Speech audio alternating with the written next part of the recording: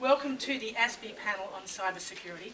And this is really the Australian Sydney business community meeting politicians, bureaucrats and decision makers in this area. And I know that these are not the people you hear from very often. So let's get it started as quickly as we can. We'll start with our politicians, starting with Gai Brodtman, the member for Canberra, also Labor politician, chair of the International Legal Caucus Committee of the ALP, and member of the Joint Committee of Foreign Affairs, Defence and Trade. Malcolm Turnbull, member for Wentworth, needs no introduction here in Sydney. He's the opposition spokesman on communications and broadband. David Irvine from ASIO chief. It is very rare to have David Irvine in an open environment speaking, so we're very thrilled to have him here. Tim Morris, Assistant Commissioner at the AFP. Tim knows a lot about what's happening in international cybersecurity and can tell us about groups operating internationally and what's happening there. Judith Lind, National Crime Commission, overseeing much of the policy development there. Toby Feakin, in charge of the Cyber Policy Centre. Tony Sheehan from the Attorney General's Department. And also, of course, Gary Blair from the Commonwealth Bank. Thank you very much. Please make them welcome.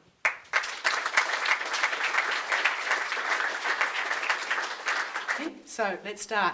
We're going to start with David Irvine. David, can you just fill in the business community and everyone here who's from any other community, what is happening briefly in your area right now? What are the most recent developments?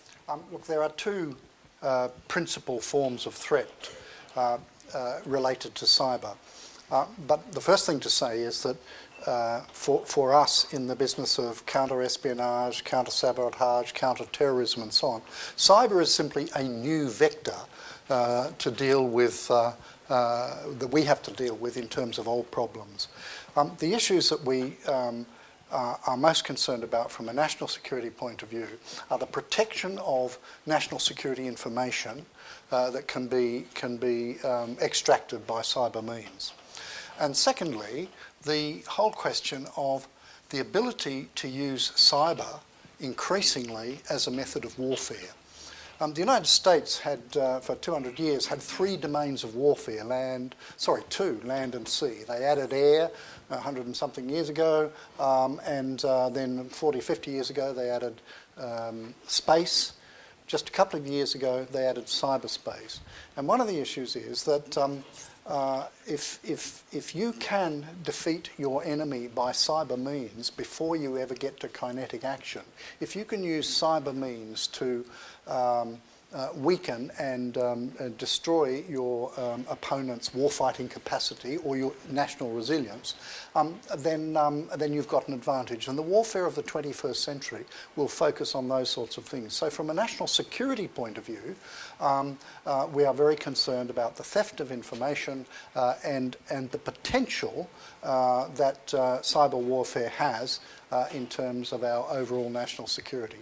The issue, however, is that this is a vector, and this vector is not only available to nation states, it is a vector that is available to non-state actors, be they terrorists or be they, cyber anarchists or people, down the road who just want to protest about the actions of that particular company or that particular government. Cyber now provides a means for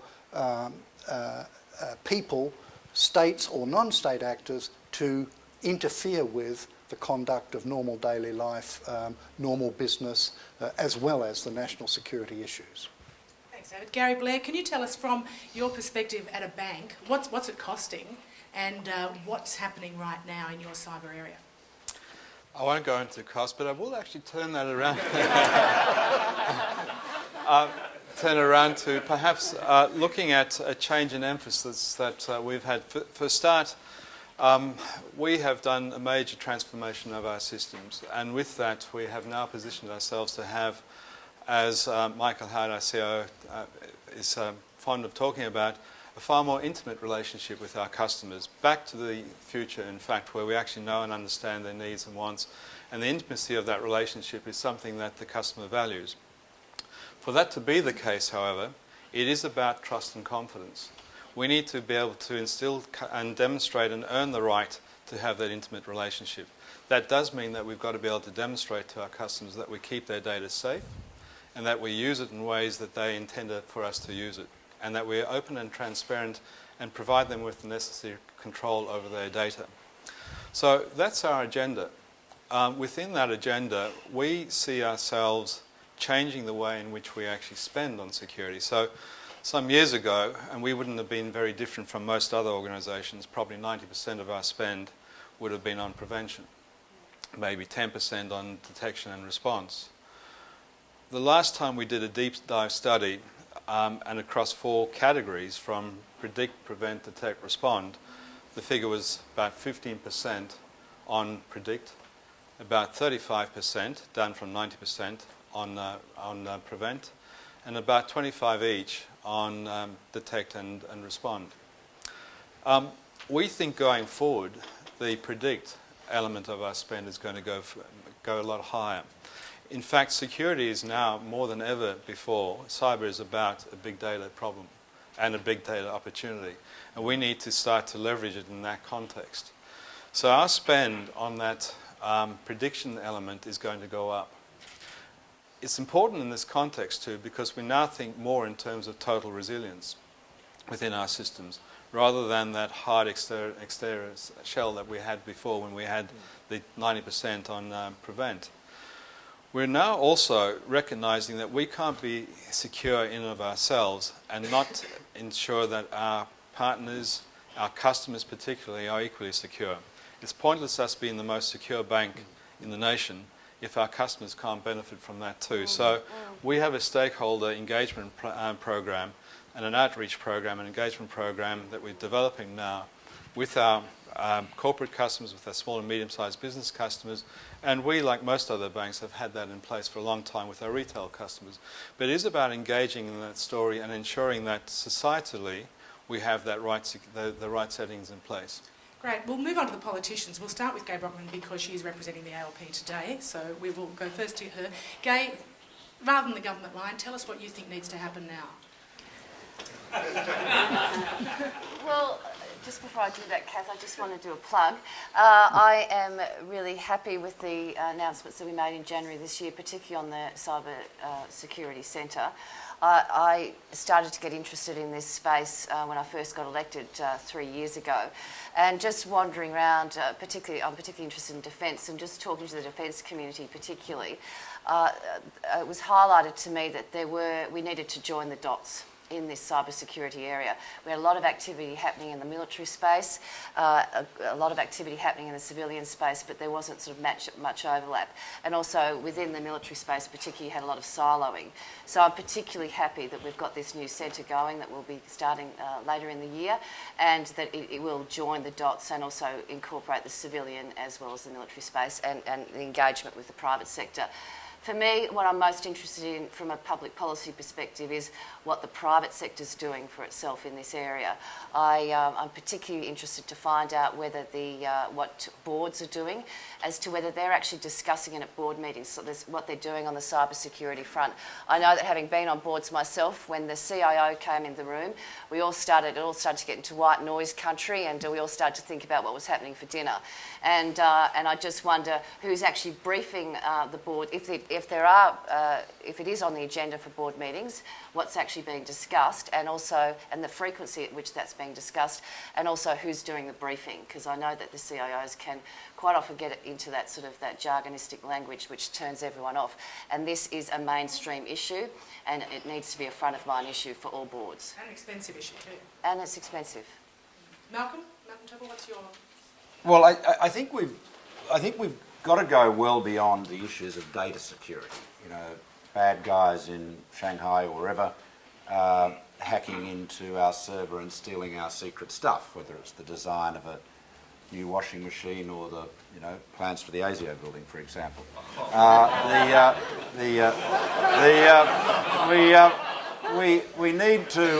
We need to recognise that the cyber domain has totally changed fundamental concepts of human life.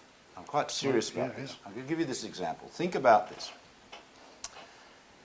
For all of human history, the default has been to forget.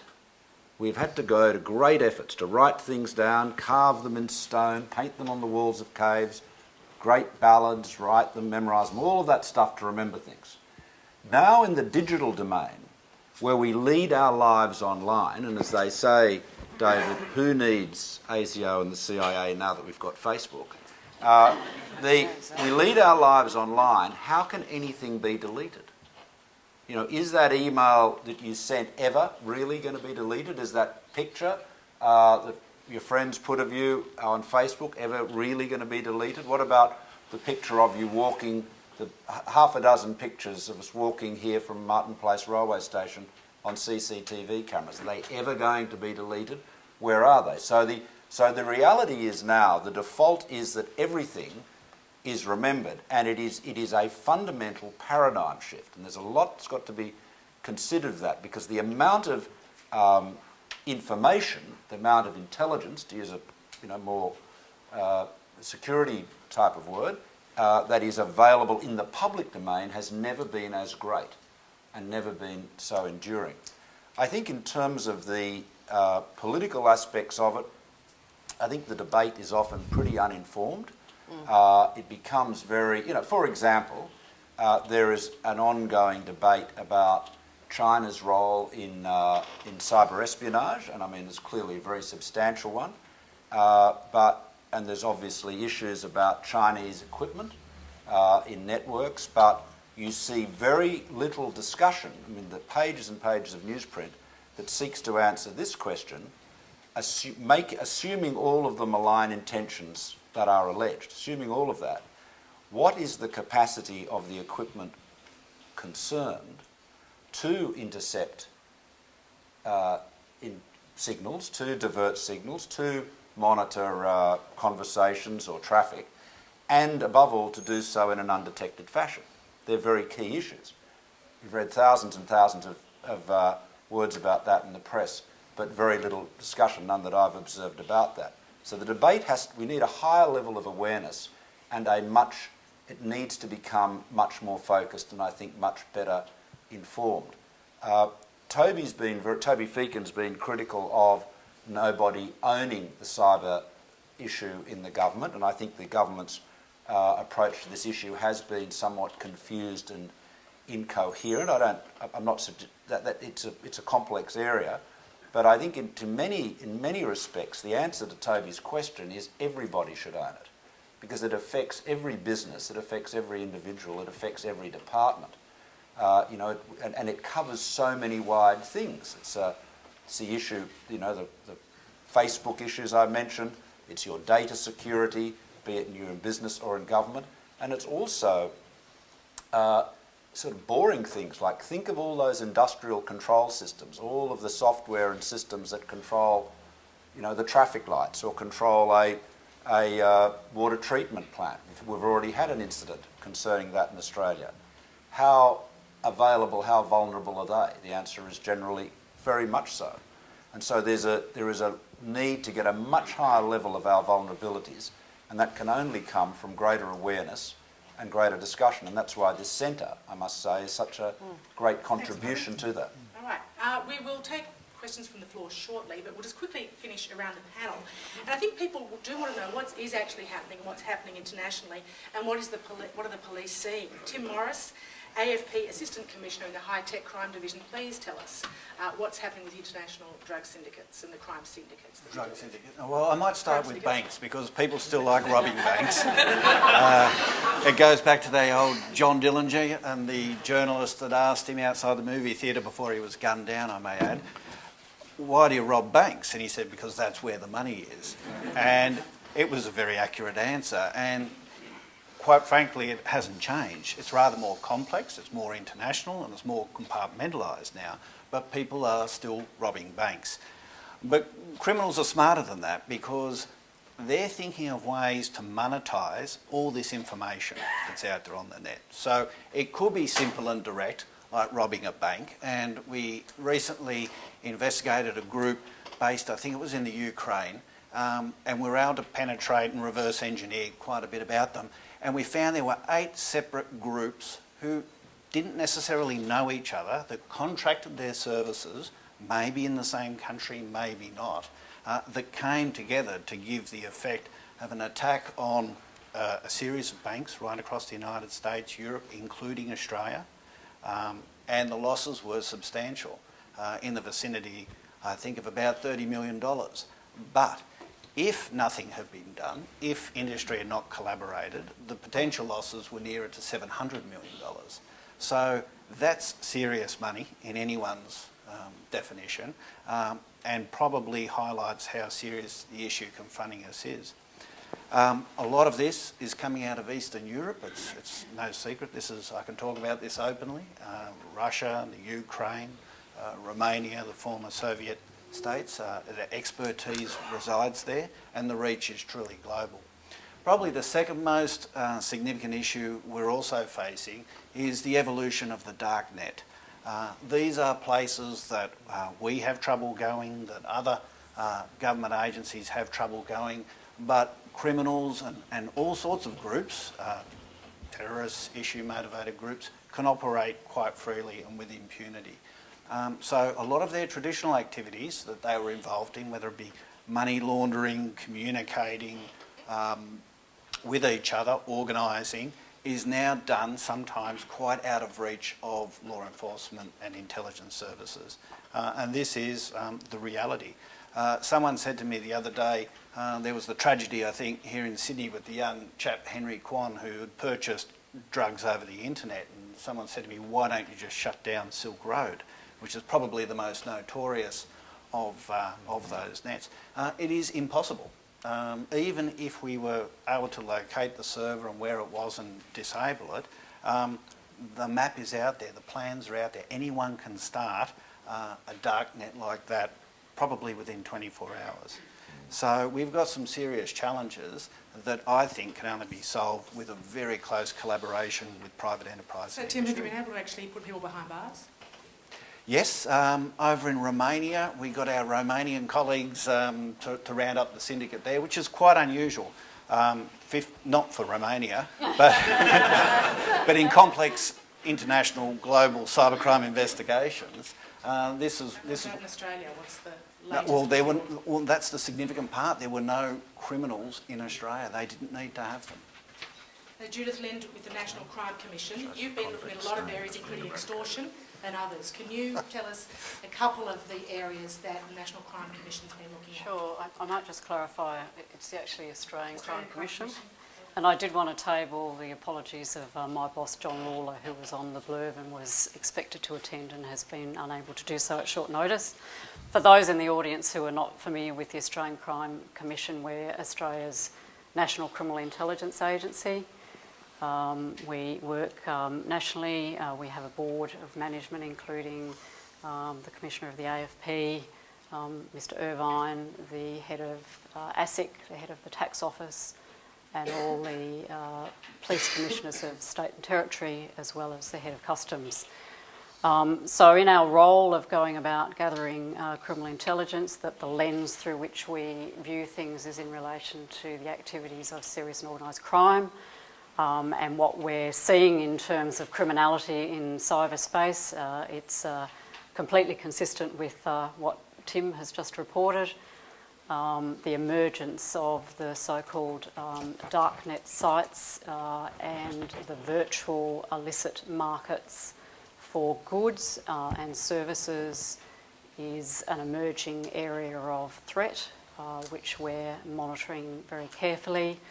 That market's not just in relation to illicit drugs or firearms, but it's a market for stolen credit card details, personal identity details, the notion of warehousing of stolen identity data that the criminal groups are then holding on to and then putting into that markets, the whole notions of on-sellers and resellers of illicitly obtained goods and products is really a very new and emerging and serious element of the whole dynamic that is the cybercrime threat. We've recently, as part of our role, we do mainly classified intelligence assessments.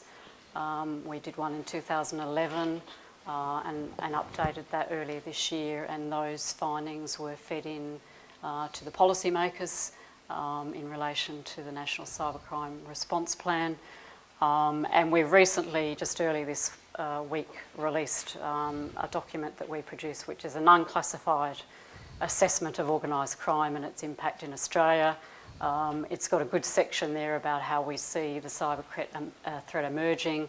There are some case studies there, going to your question about extortion, and what appears to be a fairly rapid increase in the level of reporting of individuals and businesses who are suffering from online extortion threats, and quite simply their business computers and personal computers are being locked, and they're being threatened with having to pay fees and monies to get their systems, access to their systems or their data back. So that's just, another example or an element of an emerging nature. How extensive is that in Australia? Well, it's an emerging issue. It's being newly reported. So it's an area where, the use of technology by criminal groups is a force multiplier for them. They can numbers, we're talking about 1,000 cases, 10,000, 50? It wouldn't be as high as that. I think there's some reporting on DSD's site if people are interested in that. But the very fact that organised crime groups can systematise and industrialise their underlying processes so that their reach of potential victims and their attack and the impact of those attacks can be very widely and deeply felt across all sectors of the community. Thanks, Judy. Tony Sheehan, you're looking after the section in the Attorney General's Department that have brought together this year, under their umbrella, all of the government agencies dealing with this. Can you tell everyone here a little bit about how that works? You've got a group called CERT, which is an emergency response, and what involvement can business have in some of that? Thank you, and it's a great opportunity. May I congratulate ASPI too on the launch tonight. I might just put a bit of clarification at the outset, and that is that what has been brought together both at a very senior level and an operational level is cybersecurity operations. So we have a cybersecurity operations board, and we have the Australian Cybersecurity Centre, which will be functioning by the end of the year. The thinking, I think, behind that has very good context from everything that you've heard so far. In terms of what I've got responsibility for, it's national security, criminal justice and emergency management. Cybersecurity touches every aspect, basically, of what I cover. And there is a recognition that we need to make sure that the way in which we are providing advice on cybersecurity incidents and concerns is very well coordinated. The way in which that operates with cybersecurity policy, which PM&C leads, I know Alan McKinnon couldn't be here tonight, but he would no doubt want to make the point that that they provide coordinated leadership on the policy side, comes together to provide very clear advice to government. What drives that is various groups who have various responsibilities, of whom you would expect a high level of coordination. So you've got those people in ASIO who are working the relevant area. You've got those people from the Crime Commission, there'll be representation there in AFP. You've got the relevant people from Defence Signals Directorate and the CERT. The CERT are the front door for industry. And the CERT is operating on a daily basis, often dealing with hundreds of reports in a day about intrusions, and they will be sending out information to companies to help them clear up the problem they may have in their system. At a higher level, they've also got trusted relationships with over 400 companies who've signed non-disclosure agreements where they actually get non-publicly available information from the CERT to assist with them. The other thing I want to mention is the Trusted Information Sharing Network. We heard before, and on a couple of fronts, things that are very important. One was, how do you get the board talking about cybersecurity? Another was, don't forget the control systems. It might not be the thing you hear about in the news about some high-level hacker trying to get into a government system, but the critical infrastructure that keeps the country running. these are particularly important areas. So one of the things that we have, the Trusted Information Sharing Networks, has sector groups from across all the critical infrastructure areas, the heads of which come together a couple of times a year to meet, and I chair a group that does that. And what we're finding is more and more what they want to talk about and what they want to take back to their companies to show the value proposition of this network is cyber. 2 meetings ago we ran a cybersecurity exercise with all these senior people, some of whose organisations are represented here. It was very difficult to end it. You know, we run exercises all the time. I love desktop exercises. They just wanted to keep escalating and exploring this issue. So that's particularly important. The other thing I think worth mentioning is the protective security responsibility we have. Cybersecurity is crucially important, but it isn't going to work if your personnel security and your physical security are not also being considered. So one of the things that Mr. Irvine has been willing to do, along with my secretary, Roger Wilkins, and senior defence people, is talk not only to heads of government agencies and governments around the country, but also to the Business Council about the way in which cybersecurity interacts more broadly with security to deliver secure outcomes for government and government networks, but also for business. Thanks, Tony. Now, Toby, you've been looking at this, you've been looking at government interactions, and you've concluded in government policy that there hasn't been enough coordination, hasn't been enough driven from the top. So can you just summarise quickly the key findings on that? I'll start by actually deferring a bit of responsibility to Peter Jennings as well. We both wrote the paper together, but anyway, starting from that point, look, what we found was that Australia technically is one of the world leaders, I would say, in terms of its technical capacity. But when we looked at all the different policy levers that those wishing to enable that technical response had at their fingertips, perhaps that could be ramped up somewhat. And I think, you know, in terms of when we said leadership, it's not that, you know, we were advocating some kind of cyber czar, you know, some all-seeing eye. But actually, if I may, coming from a higher level than that, looking from top-level ministerial push. And actually, if I would say there was one area that I didn't see that, it was from the ministerial level saying, you know what, we're going to take hold of this situation, we're going to prioritise it, and we're going to bang our fist on the table and say, right, this is how it's going to be. And that simply, you know, I couldn't get much evidence of, and we couldn't from our research. And given it's a global issue, how's Australia rated? In terms of which side, policy well, I mean, you can look at it in different levels. Technically, definitely up there in, you know, the kind of top 10 players, I would say, in this area, depending on how you look at that capability. In a policy sense, it's doing well, but, you know, not to harp on about an old issue, but the fact that there's been no definitive cybersecurity policy since 2009 and no new real money pushed into that sector since that time. You know, the Australian Cybersecurity Centre looks fantastic, but is there new resource going into that? That's an open question for those who are dealing with it. As far as I can see, that's not the case right now. But in terms diplomatically, I think also we have to look at this issue too. How's Australia doing in terms of talking to its partners, raising awareness of threats and raising certain levels of capability across this region? I think there's a growing awareness that Australia has an increased role, and especially when you look to its partners in the States who realise that cyber is a huge issue in Southeast Asia, Asia Pacific, but they know they're not the right party to be engineering these relationships and pushing capacity. Australia has an enormous role in this regard, and I think that's something which Australia will, you know, over the years really become to, you know, have a central role to play in that regard. I'll start with one coming from the national security angle on cyber. To David's point, it's a new vector, and on the traditional vectors, most people in the public understand Air Force, maritime and army defences and the amount of money that goes into those areas. They're traditional but rather slow-moving forms of threat for a nation these days compared to cyber, which, with the explosion in technology and the advances in computing power and access to data, as Malcolm Turnbull was saying, the rate of threat change is at a phenomenal and explosive rate.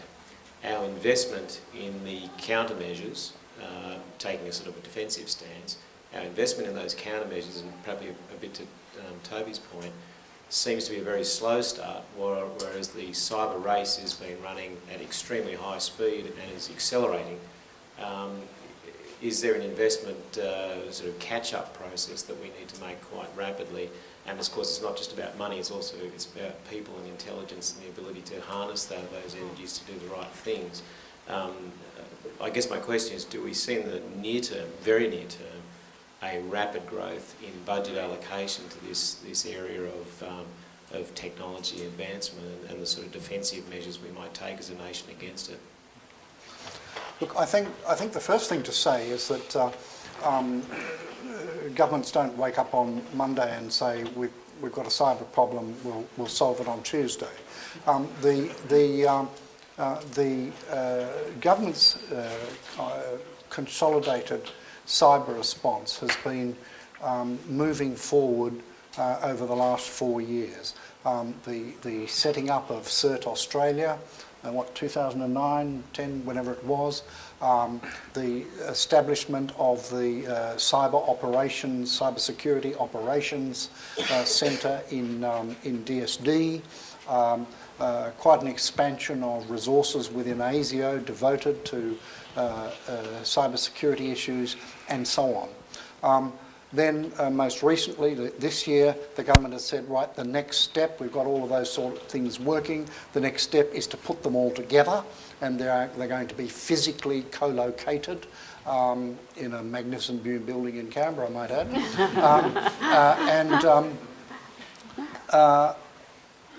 At the moment, let's get that working. And I think over the next 6 to 12 months, we will get that consolidated machinery working, and we'll no doubt be looking for both, I think, first and foremost, an increase in skills and the acquisition of really skilled people to work in this area, and that is a problem. It will require more money. But at the moment, what we're doing is taking the resources we have and pooling them. But over time, yes, so this is a growth area, and there will be demands on government for budget support for Chris, that. David, that skills is obviously a big issue. Gary brought it up. Anyone else on the panel want to talk about the skills issue?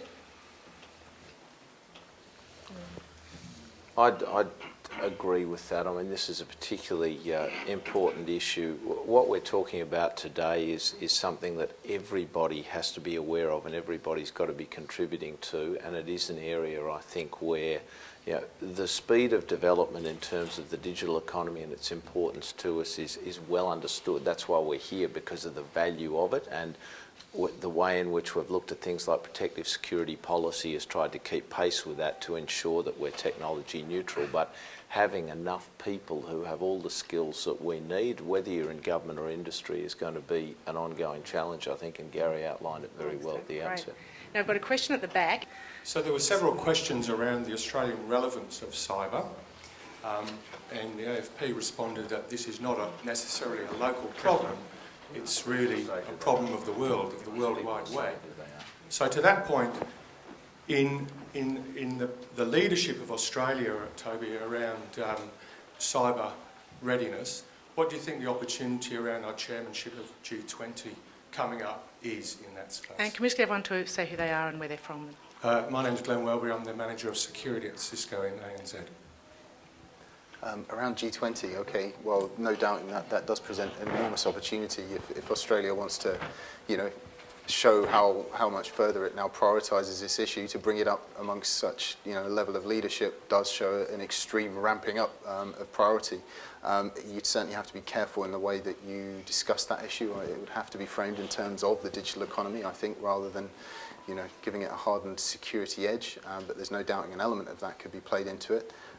Will Australia do that? I'm not convinced as yet. I think that's very much going to be dependent on the election and the outcome and how this issue is prioritised in the next government, whoever that might be. And I would turn to political colleagues to perhaps reveal a little bit of that and give us a flavour.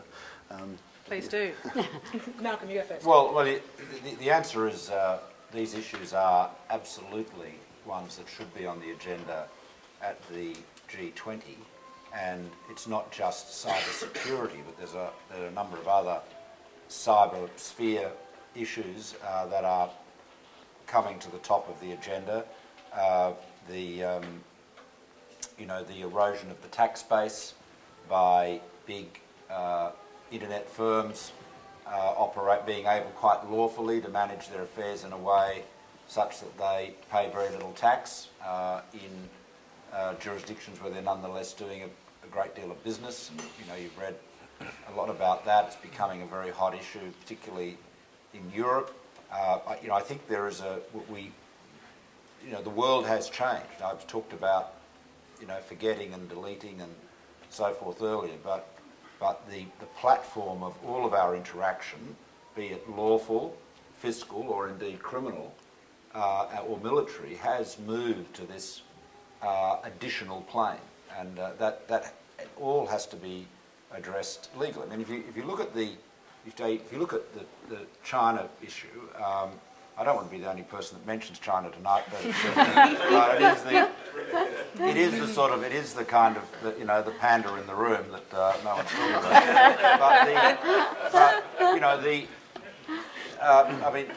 about.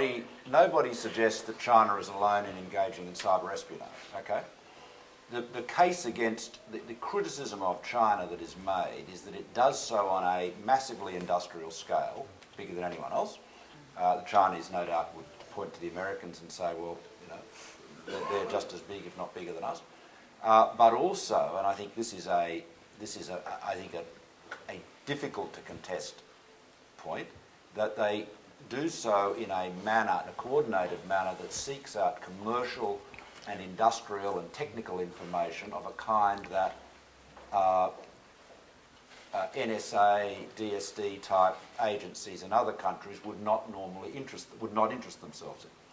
And this, of course, has had big issues for your firm, for Cisco. You've had complaints about intellectual property theft and so forth over the years. I think we need to be very upfront about this and have an open discussion in the global community about what are the legitimate boundaries. What are the no-go zones? You're never going to get people to agree to stop traditional defence security type espionage, whether it is, with with agents or with cyber.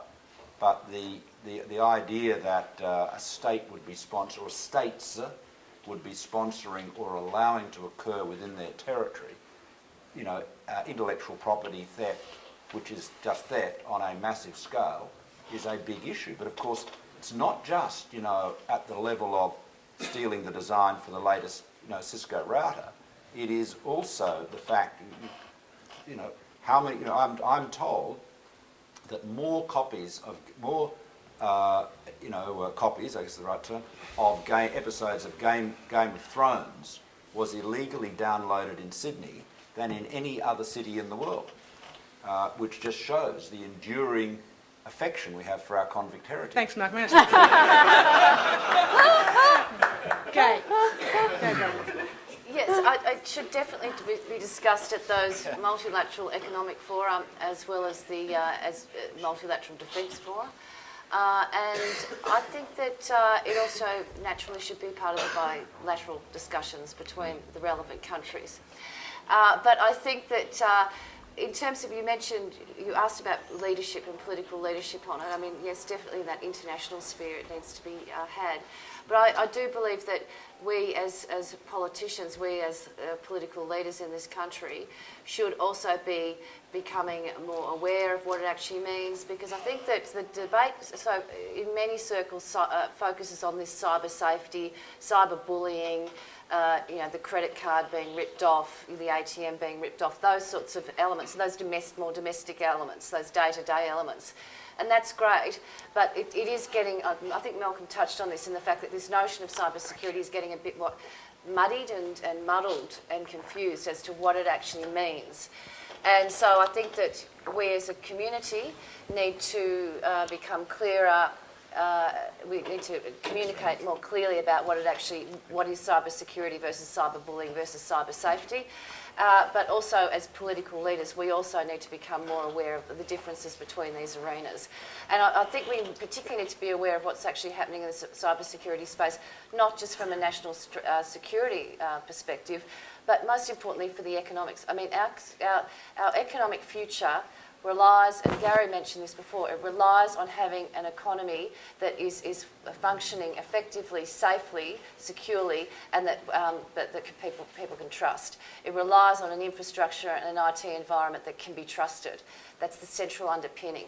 So for us as political leaders, we need to be completely across what's actually happening in this area, completely aware of what it means, what the implications are, where the threats are coming from, because our economy relies on it. It is, as I mentioned before, this is a mainstream issue now. Toby. I mean, it's just to add, you know, if Australia is going to raise this as an issue at the G20, it needs to show a logical pathway that it's taken to get to that point. And I think, you know, it does show that. Australia is active through DFAT, through PM&C, through Department for Broadband Communications, of being active in international negotiations, be it the International Cyberspace Conference, be it the International Telecommunications Union, be it the fact that, you know, Australia chairs the UN government group of experts on information technology. You know, Australia is taking a role, and you know, that needs to be made more visible, I think. There's some good news stories there, and as that's made more visible, then it shows that there is a path that Australia's following, and then it really does logically follow through that the G20 in a couple of years' time, you know, that's front and centre. Yeah, Paul Monk, Think Consulting. The conversation so far seems to have centred on strategic and commercial threats, security measures, organisational coordination and so forth. My interest in this particular subject first arose about 8 or 9 years ago, I think, reading Philip Bobbitt's book, The Shield of Achilles, and his interest there was not only in those aspects, but the impact of those on legal frameworks, right up to the constitutional level and also at the international level. And a couple of people have mentioned that this is forthcoming conference in Seoul. I wonder to what extent legal thought is going into how domestically and how internationally do we get a framework of law that's in any way coherent and responsive to these challenges. What sort of a threat the Bitcoin poses to, potentiating the capacity of those dark networks or dark pools to really do a much worse job, or do a better job on their part, but a much worse job for society than otherwise would be the case? Great. And the final question here on the row. It's more a comment than a question, but it's partly in response to Toby. Australia has done quite a bit in terms of leadership over the years through groups such as the OECD, the APEC Telecommunications Working Group, the ITU, ICANN and others.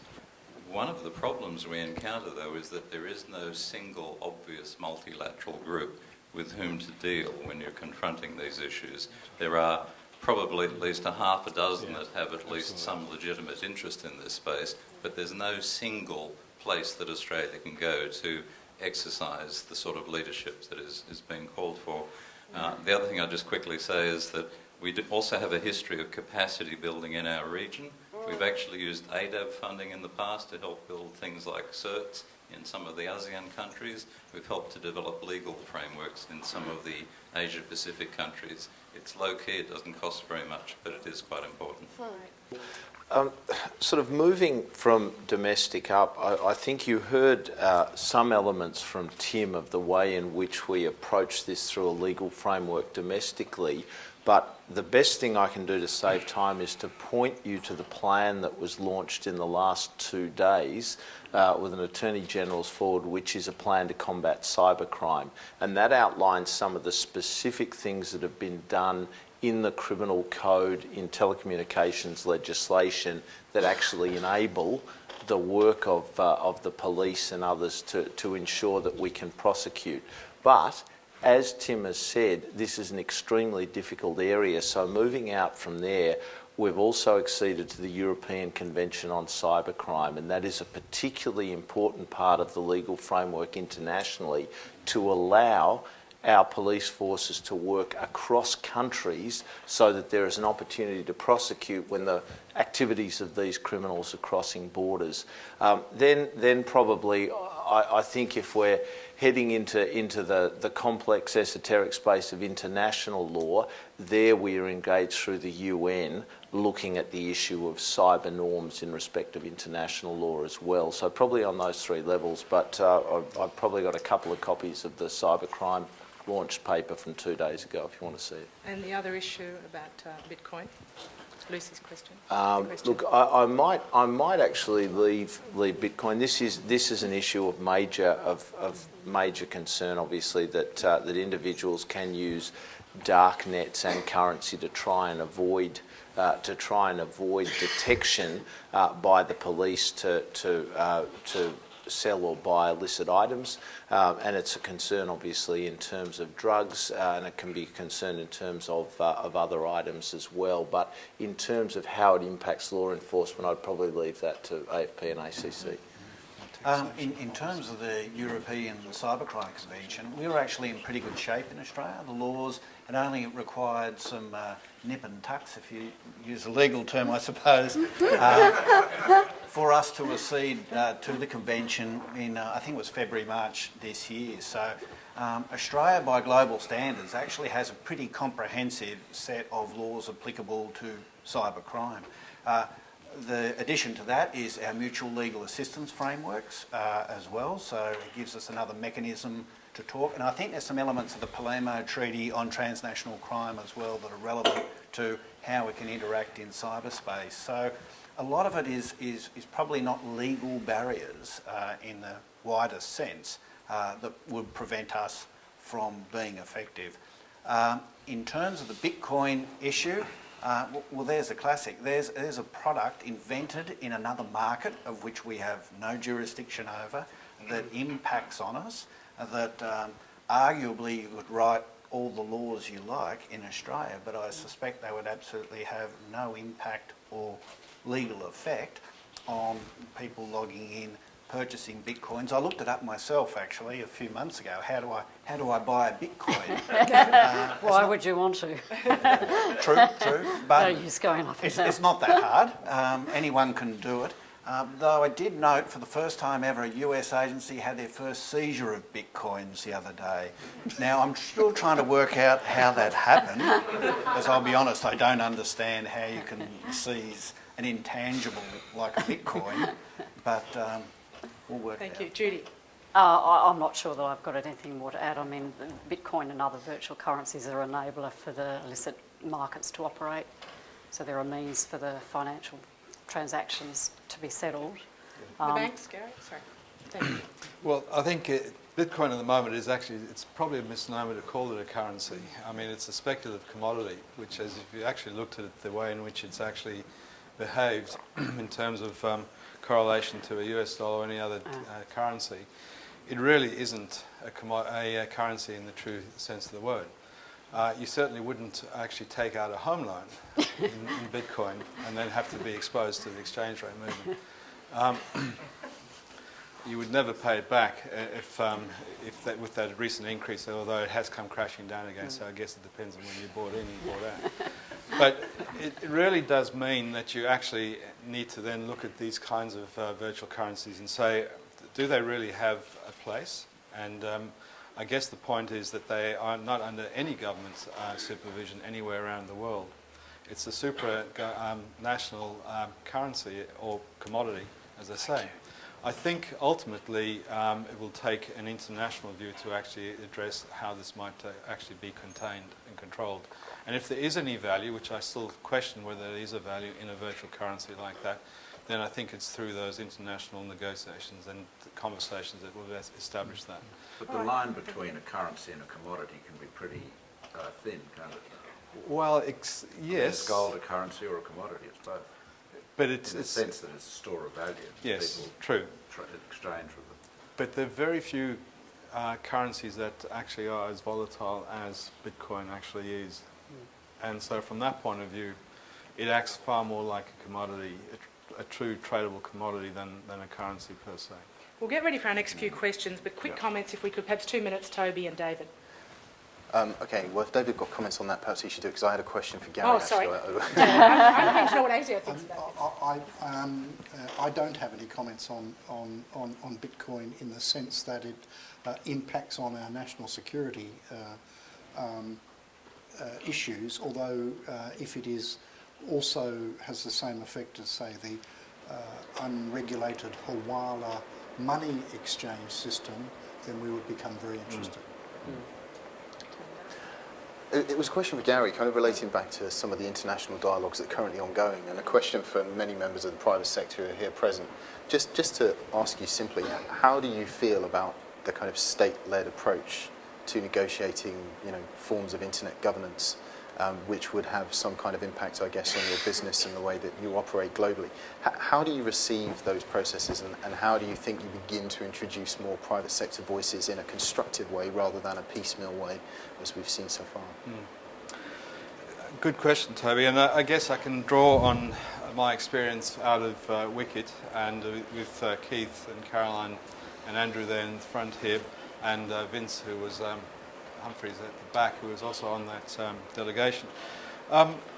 My sense is that, generally speaking, in Australia we do this pretty well in terms of the opportunity to engage.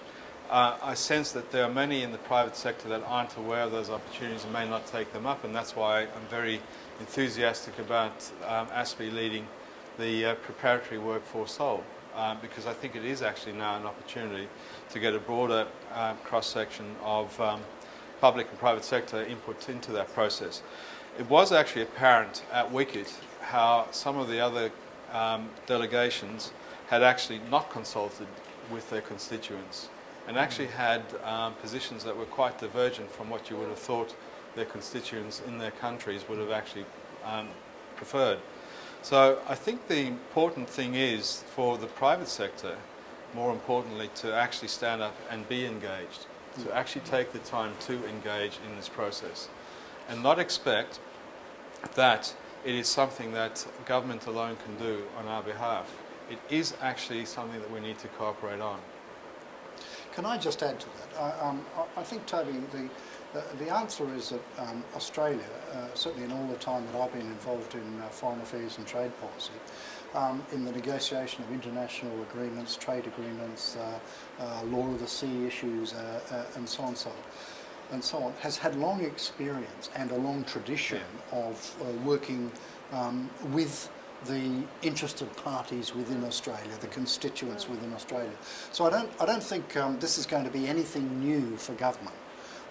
It's a question of how we do it and how the private sector and the other non-governmental interested parties are keen to engage in the process.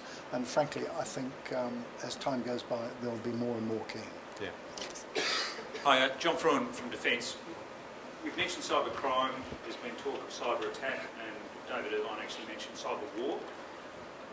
So I'm curious is cyber war, in a traditional sense, a credible threat?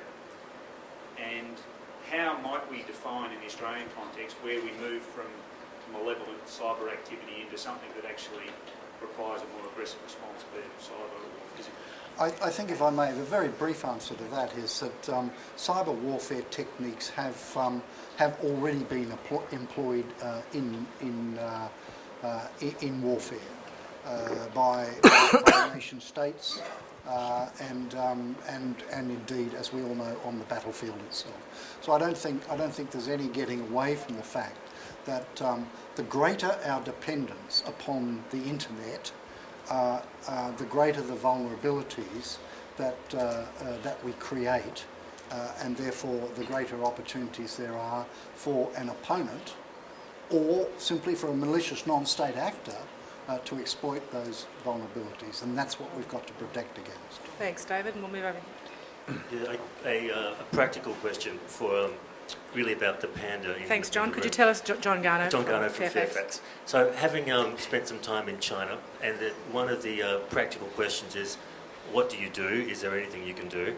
And when you meet Chinese lawyers or activists, they'll routinely take the battery out of their phone and give it to the waitress, and they'll hide it somewhere else, thinking that their phone can no longer be remotely accessed and controlled and used against them.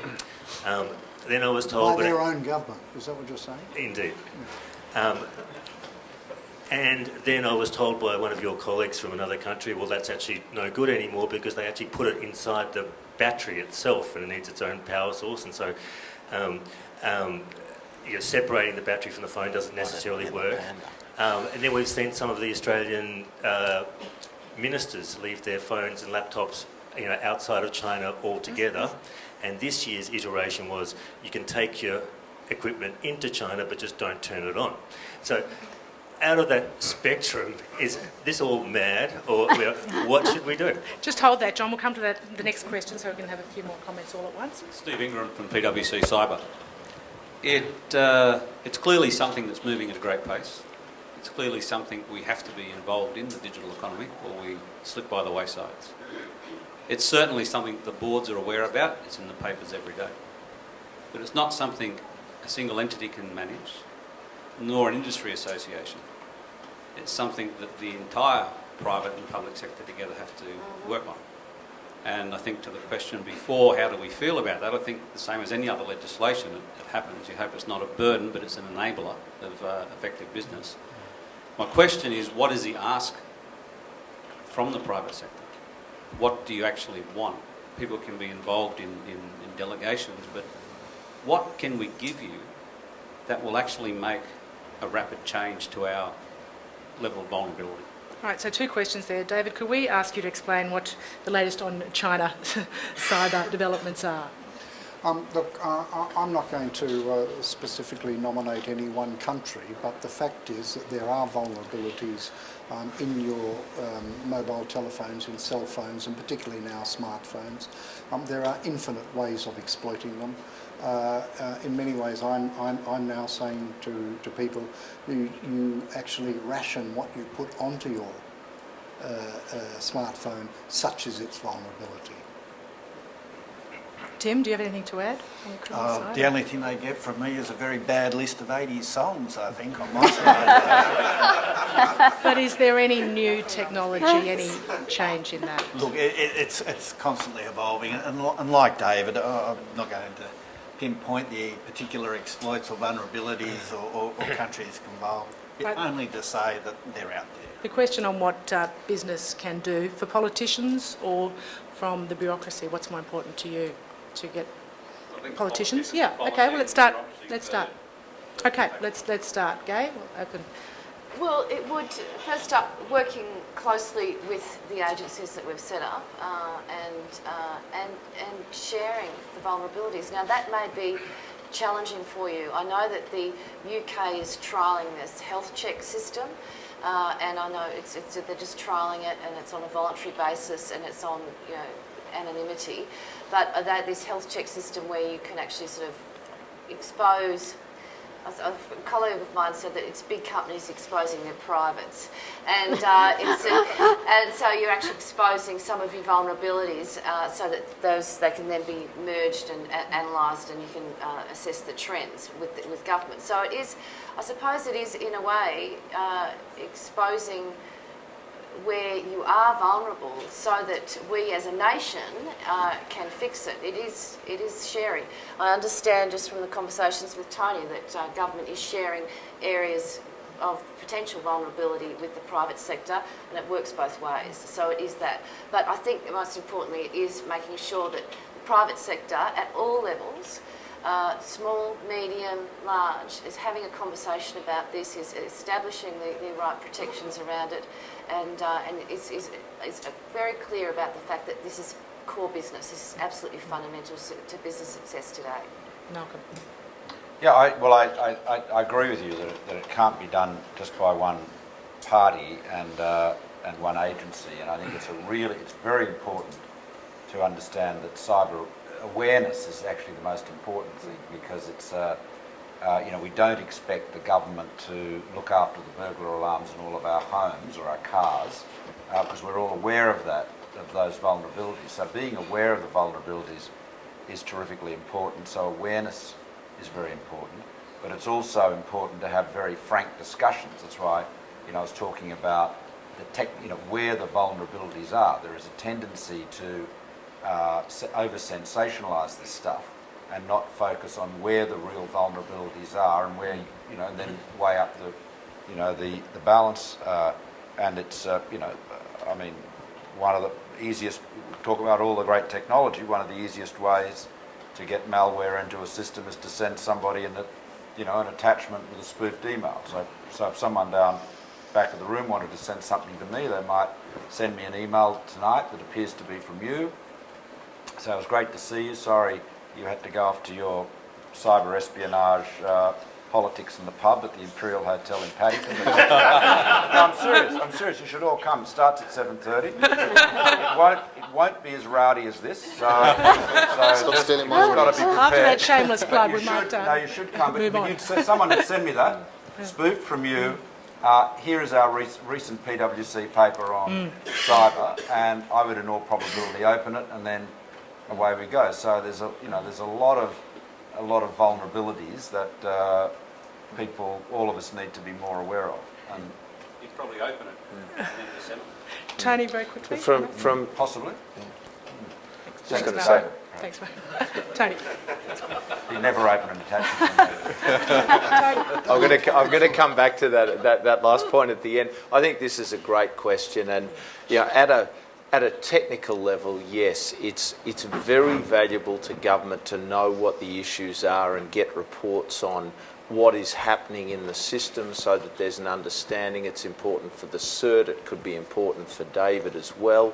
But the other thing that's very, very important here is the broader question of resilience of your business, identifying what those vulnerabilities are, what some of the vulnerabilities from other sectors are, in the event of their cyber vulnerability impacting you, and figuring out how you can do as much as possible to harden the business in that respect. On this point about the payload, I note Mike Rothery from Attorney General's is sitting here, and Mike once got an email with a malicious attachment on it, and it was actually from our secretary, Roger Wilkins, and Mike refused to open it and did the right thing and told ICT security, and it was summarily killed somewhere in the system. And I said to Mike, how did you know? How can you be so clever to know that this had a malicious payload? He said, well, it was from the secretary. And I said, well, normally you get something from the secretary, you open it.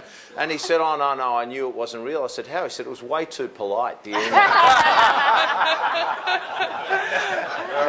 We are drawing towards the end. There's a question at the back. Can I We'll just take that. Sorry, please, Gary. I'll just say one thing. I think relevant to this conversation, and particularly picking up on your point on resilience, we've been tracking with interest the response that NIST has had to Obama's executive order on cyber resilience, and particularly putting together the cyber resilience framework.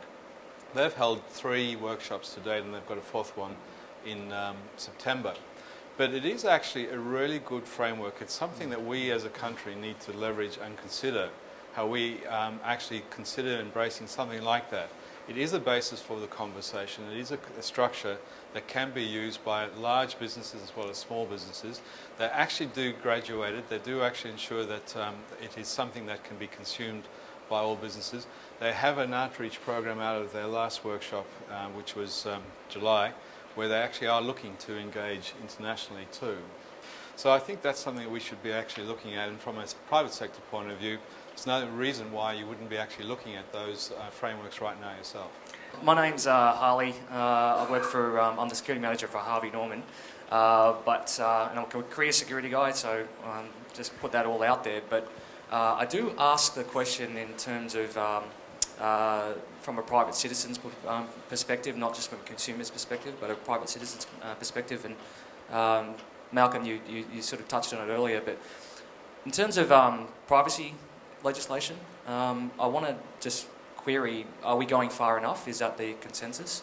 And secondly, a lot of the focus tonight has been on the external threat. I'm just wondering about the internal threat as well, and I asked that in point of reference to things like Snowden, etc. These might end up being more comments only because of the amount of time left. James Brown from the Lowy Institute, and congratulations to ASPI on starting this conversation in the public domain. I think it's really, really important.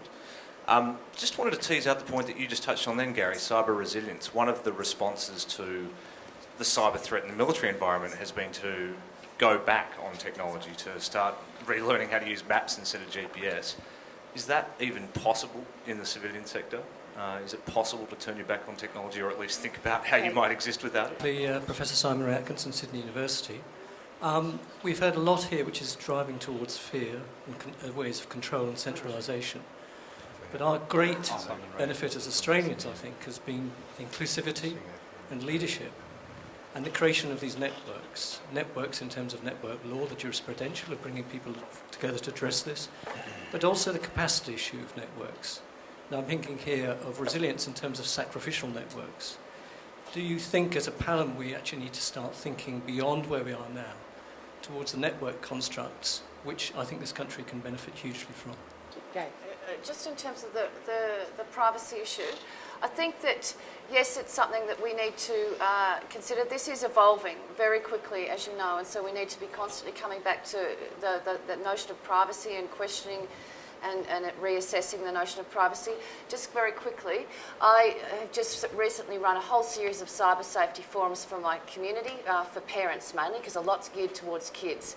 And one of the things that's alarmed the parents and the grandparents is the fact that the presenter, Alistair McGivern, many of you would know him, is brilliant, was talking about the fact that young teenage kids particularly, and people in their 20s, he believes have a different concept of privacy.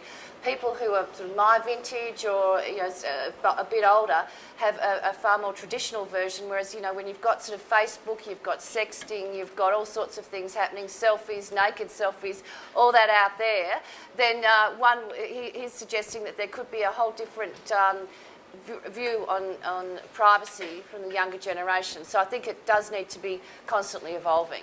Malcolm, just very briefly. Yeah, I think one of the interesting things, James, is, gentleman from Harvey Norman, that one of the most interesting things is the extent to which there has been so little public uproar about the Snowden allegations. When you think about the X-Key score and the PRISM, revelations, and the scale of them, it is, I think the relatively low response is very, very interesting. And I wonder whether in the change paradigm in the world of Facebook, where we've voluntarily put so much of our private information into the digital platforms, whether we are becoming less concerned about privacy. I'm just posed the question because it's it's too late to discuss it now, I guess. But I do find the tepid level of response quite interesting. Well, I think the fact there's still so much to talk about, and the last two questions probably not really addressed, but over drinks afterwards, I'll leave it to Peter Jennings to say thank you, and please thank our panel.